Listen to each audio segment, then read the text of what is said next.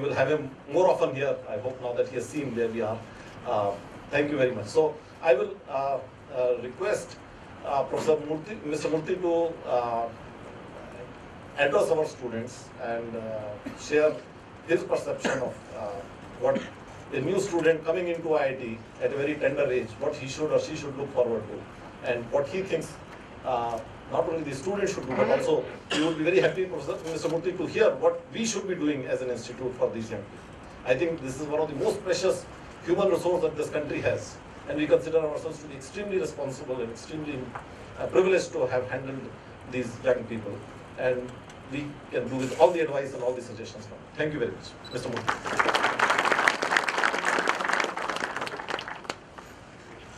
Professor Sudhir Jain, other dignitaries, faculty members, and most importantly, students. I'm extremely grateful to my friend Sudhir for this opportunity. It's not often that I get to address the future of India, and as a matter of principle, I do not give up such a chance. So therefore, I'm very, very grateful to every one of you. Congratulations, first of all, on being selected here. It's a wonderful institution. To belong to the cadre of IIT is a rare opportunity. In a country where at the primary school level, 52% of the schools have only one teacher for every 2 classes. To come to an institution that has a teacher-student ratio of 1:5 or so is truly a luxury, truly a blessing. And therefore you must consider yourselves truly blessed people. But along with that privilege, you have a responsibility. Now that responsibility comes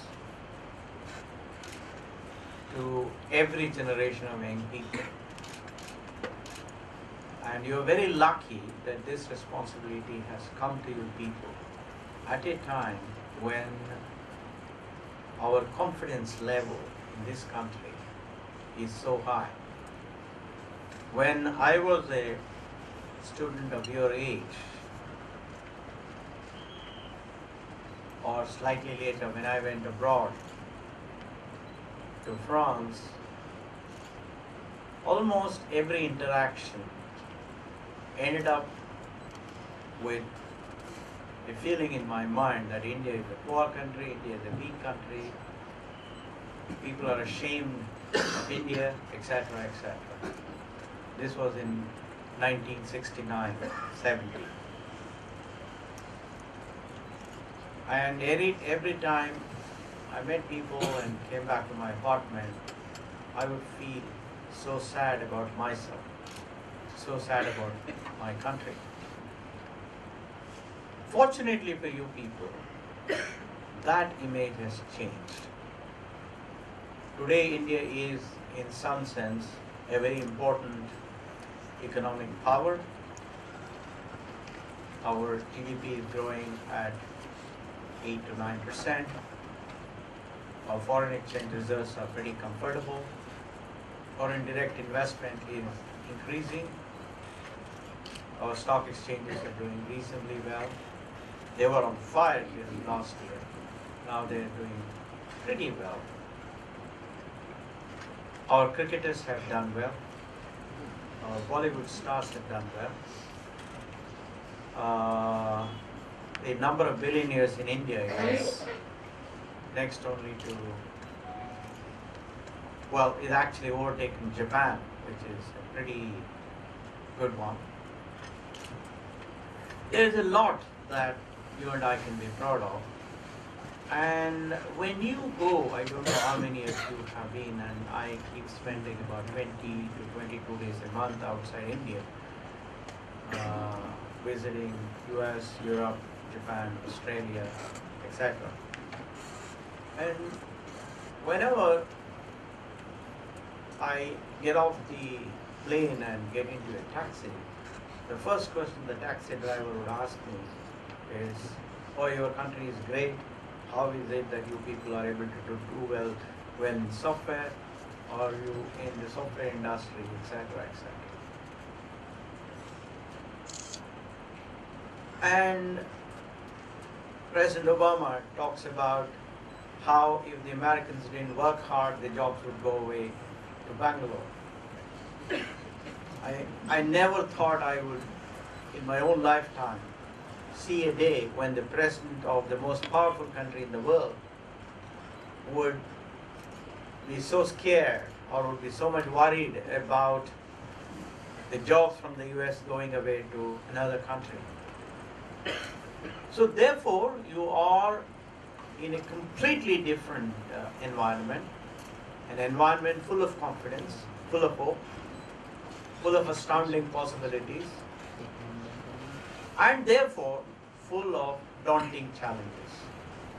As I often say, the reward for winning the semi-finals is to get to play the finals, which is a tougher game.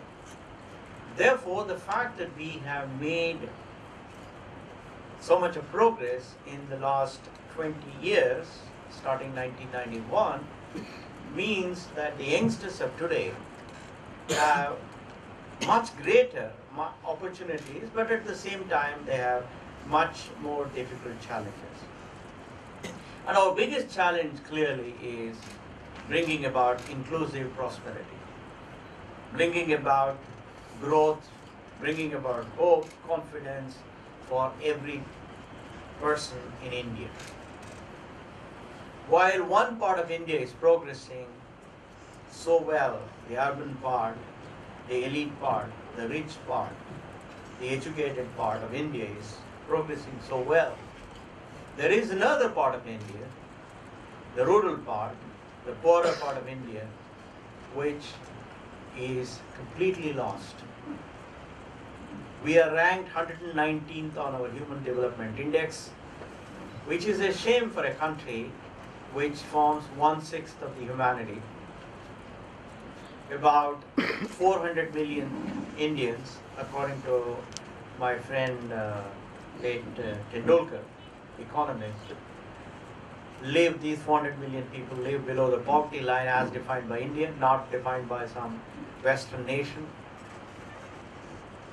About 250 million Indians do not have access to safe drinking water. Of course, we the elite have solved that problem very simply by having these bottled water.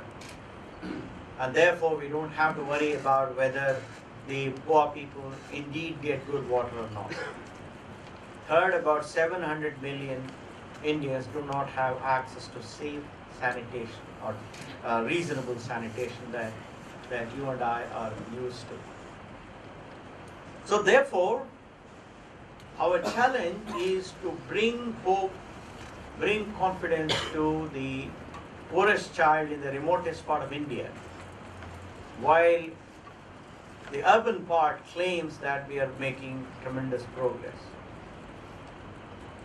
So your challenge is to study well in this institute, to have a mindset that says that India's progress will not be complete unless the poorest person in India has decent access to healthcare, education, nutrition, and shelter.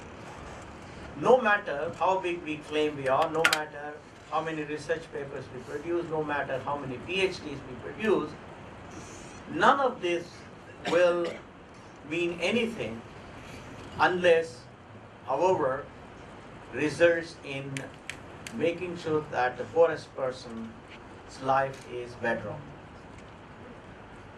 What is it that you need to do in order to make this happen? I happen to serve, till recently, till a couple of months ago, on the board of Cornell University and Stanford. Even now I serve on Wharton University of Pennsylvania. I serve on the board of Tokyo University, many. Therefore, I have some idea of what education is about in those universities and what education is in our IITs.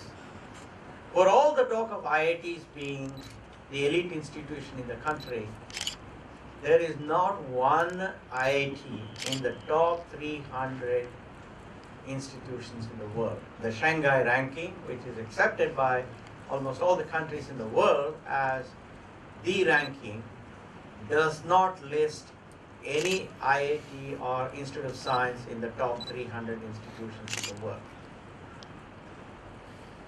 Second, the number of papers produced by Indian researchers, including the professors and students from IIT, is abysmally low, including the Institute of Management, not just IITs. I am told between 1991 and 2008, this was told by a very famous, very well-known professor who is a former student of IMA, that between 1991 and 2006, there were only 36 papers produced in international journals of acceptable, of highest quality, from all branches of management studies. I think that is truly worrisome.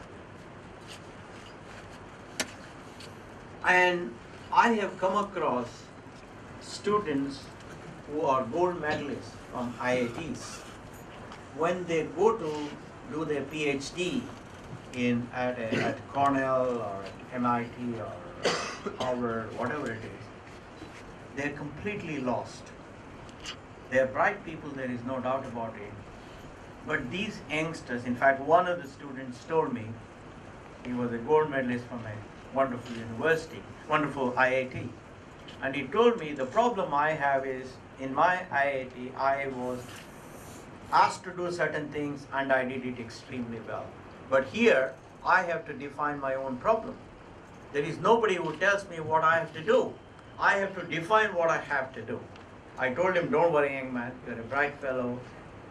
You will probably take a couple of years to get to this system and then you will do very well. Of course, it turned out he did a wonderful job. There is no doubt about it. And what I have found, the primary difference between our system of education and system of education, particularly in the US, is focus on problem solving. Relating theory to reality around them. These two things are lacking in India. Unfortunately, thanks to all these tutorials which prepare students for IITs, our IITs have really lost the sheep.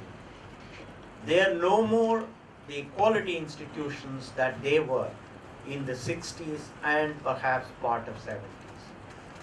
But today, people go through a year, 2, 3 sometimes of hard study.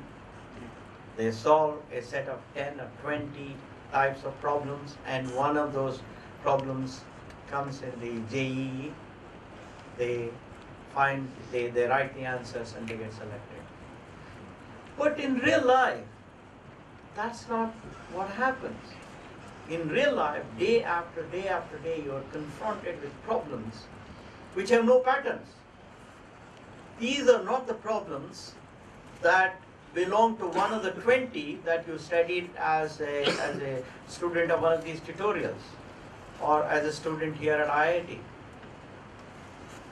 Therefore, you